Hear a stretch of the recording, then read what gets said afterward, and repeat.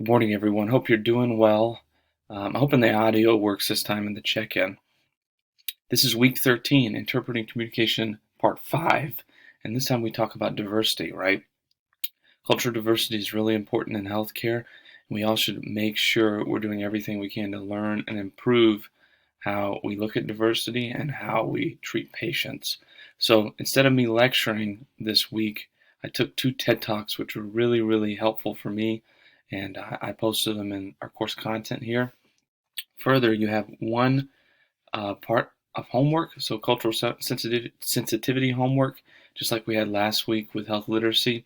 And just a reminder, that is due by Sunday, end of day. So make sure you get that completed. Um, the homework is just a paragraph or two, but just describe how you think healthcare can use communication and effective means to exhibit cultural sensitivity in the workplace. So do everything you can to watch the videos, take notes, take this seriously because it's very important. And if you have any questions, please don't hesitate to reach out. Hope you're doing well. Thanks so much.